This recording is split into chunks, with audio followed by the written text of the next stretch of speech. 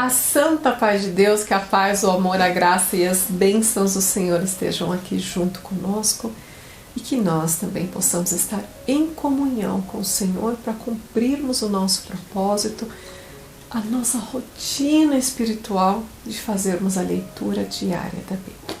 Quando nós falamos de propósito, quando falamos de rotina espiritual, porque é um hábito.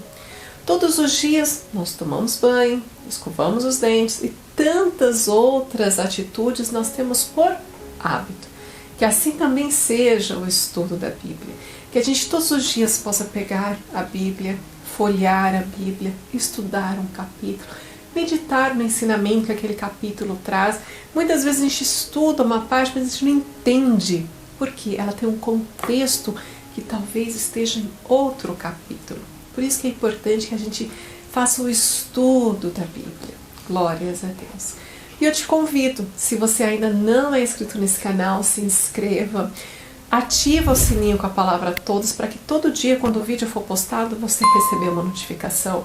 Deixe o seu gostei, isso torna o vídeo mais relevante, chega para mais pessoas. Deixe os seus comentários também e não se esqueça de compartilhar a palavra do Senhor. Todas aquelas pessoas que você ama e se importa, manda uma mensagem para elas, compartilhe o vídeo, vamos estudar a Bíblia, entender qual é o mandamento, o estatuto e os conselhos que o Senhor deixou para a gente. Glórias a Deus. Hoje, com a ajuda de Deus e a guia do Espírito Santo, nós vamos fazer a leitura do livro 1 de Crônicas, capítulo 15. O capítulo 15... ele é quase uma continuação do capítulo 13, porque no capítulo 13, Davi, ele vai buscar a Arca da Aliança, porque ele deseja que a Arca fique na cidade de Jerusalém, também chamada Cidade de Davi. Mas ele foi pelo coração dele, fez tudo conforme a vontade dele, e não a vontade do Senhor. No meio do caminho acontece um incidente, Uzá acaba morrendo, ali Davi entende que não era da vontade do Senhor e por isso a arca fica na casa de um senhor chamado Obed-Edom.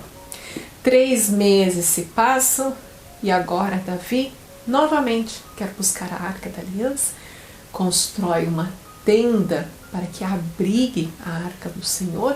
Essa tenda é feita do linho, mais puro linho, linho branco, e ali que a arca vai ficar até a construção do tabernáculo, que inclusive não vai acontecer pelas mãos de Davi, nós vamos estudar isso um pouquinho mais para frente, vai acontecer pelas mãos do seu filho Salomão. Glórias a Deus. O primeiro verso do capítulo 15 não fala exatamente sobre a arca, diz assim: fez também Davi casas para si na cidade de Davi, que é Jerusalém, e preparou um lugar para a Arca de Deus e armou-lhe uma tenda. Dessa vez, Davi vai fazer conforme os mandamentos e os estatutos que o Senhor deixou através de Moisés. Verso 2 diz: então disse Davi, ninguém pode levar a Arca de Deus, senão os levitas, porque o Senhor os elegeu para levar a Arca de Deus e para o servirem eternamente. Glórias a Deus. Vejam que agora Davi tem consciência, não é como eu quero, é como o Senhor quer, né? Eu tenho que fazer conforme os mandamentos do Senhor. Então, no verso 3 diz: e Davi ajuntou a todo Israel em Jerusalém. Quando fala todo Israel em Jerusalém, era todos os homens, né? Aqueles homens aptos acima de 20 anos, que poderiam batalhar. Essa é a contagem, essa é a importância que eles dão para todo Israel. Naquele momento, as mulheres, as crianças, os idosos não eram chamados para esse tipo de evento. Então, quando chama todo Israel, são todos os homens acima de 20 anos. Para fazerem subir a arca do Senhor ao seu lugar, que ele tinha preparado, aquela tenda feita de linho. Então, ele chamou os filhos de Arão e os levitas, os descendentes da casa de Arão e os levitas. Lembre-se que os levitas eram divididos também por casas, também como se dentro dos levitas houvessem outras tribos. Nós estudamos isso no livro de Levíticos, E aqui ele vai chamar cada família. Veja, dos filhos de Coate, chamou 120 homens. Foi separado, o líder deles era Uriel. Dos filhos de Merari, 220 homens, e o cabeça deles era Asaías. Da casa dos Gerson, a cabeça era Joel, e foram 130 homens. Da casa de Elisafã, o chefe, a cabeça deles era Semaías, e eles levaram 200 homens junto com eles. Dos filhos de Hebron, o chefe era Eliel, e foram 80 homens. Dos filhos de Uziel, o cabeça era Aminadab, e foram 112 homens. Ao total, entre casa de Araão e os levitas, foram 862 homens chamados para trazer a Arca da Aliança para Jerusalém. Imagine toda aquela multidão, qual não era a responsabilidade deles. Então, depois de tudo isso, Davi faz o seguinte: ele chama os sacerdotes Zadok, Abiatar e os levitas Uriel, Asaías, Joel, Semaías, Eliel e Aminadab. Veja que ele chamou todos os cabeças e mais 2 sacerdotes, tanto Zadok quanto Abiatar.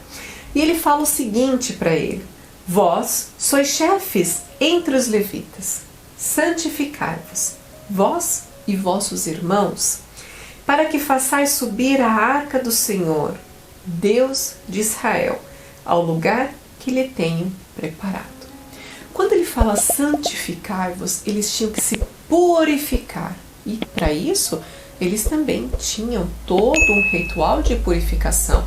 Eles trocavam as vestes deles, tomavam banho, porque eles estavam se santificando, eles estavam se purificando para servir ao Senhor. Verso 14. Santificaram-se, pois, os sacerdotes e os levitas para fazerem subir a arca do Senhor, Deus de Israel. E os filhos dos levitas trouxeram a arca de Deus aos ombros, como Moisés tinha ordenado, conforme a palavra do Senhor, com as varas que tinha sobre si. Vejam que então agora eles estavam fazendo conforme os mandamentos de Deus. E como é importante, irmãos, seguir os mandamentos do Senhor.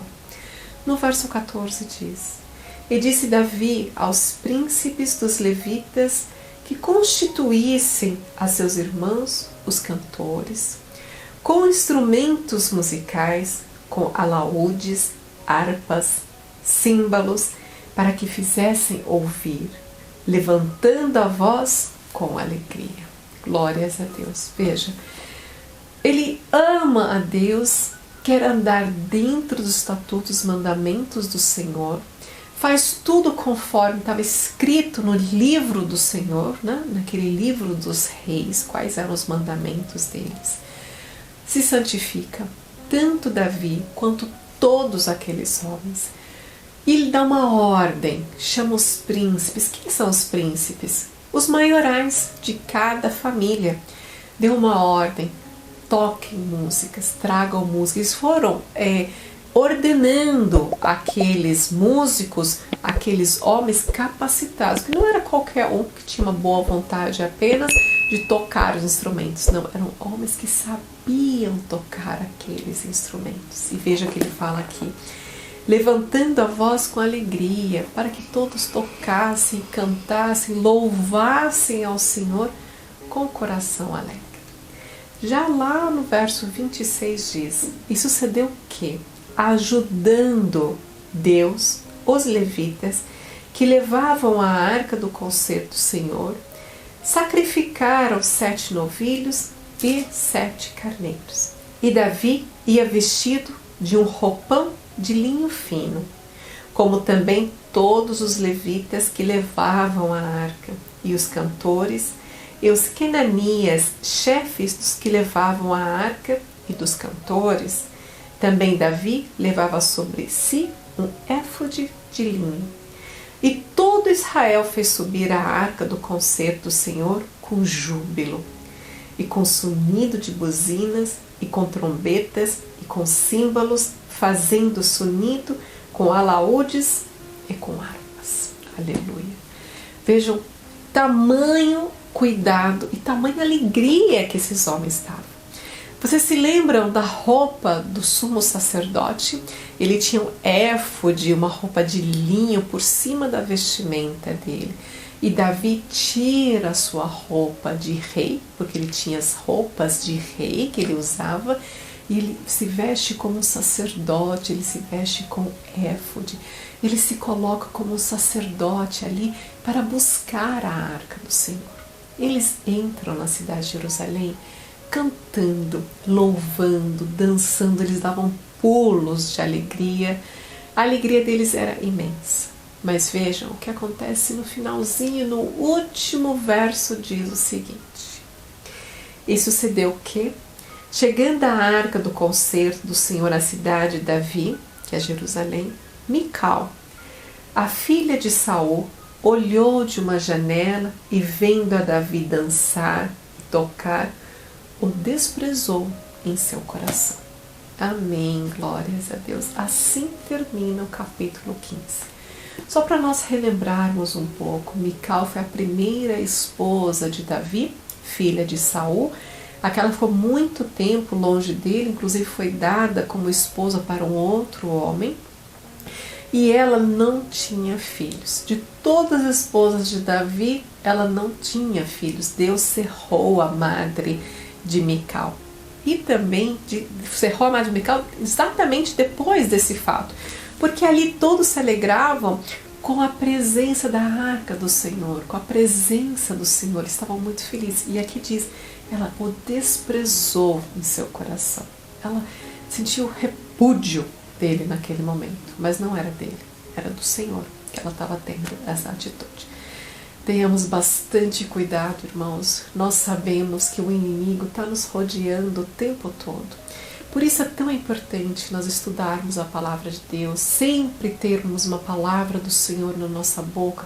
Quando as coisas erradas, ruins acontecerem a nós, às vezes de nós falarmos palavras rudes, palavras desnecessárias, que naquele momento nós podemos também dar glória. Quando as coisas tristes acontecerem, meu Senhor, glória a Deus, né? Sangue de Jesus, clama ao Senhor. Nos momentos bons, não se esqueça, aleluia, Deus seja louvado.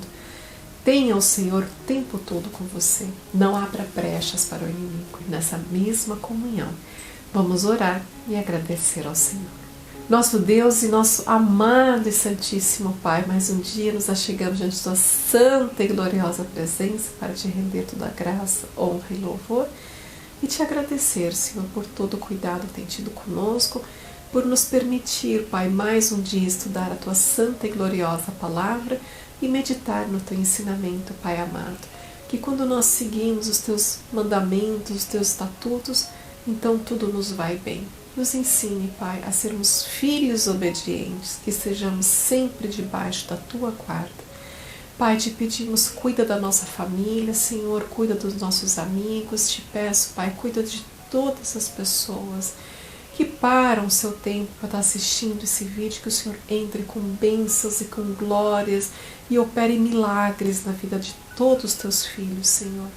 Tudo mais, Pai, nós entregamos nas Tuas santas mãos, em nome do Teu Filho amado, nosso Senhor Jesus Cristo, que vive e reina eternamente. Amém, glórias a Deus. Vamos nos despedir, mas amanhã tem mais leitura diária da Bíblia. Então, Deus te abençoe. Um beijo. Tchau, tchau.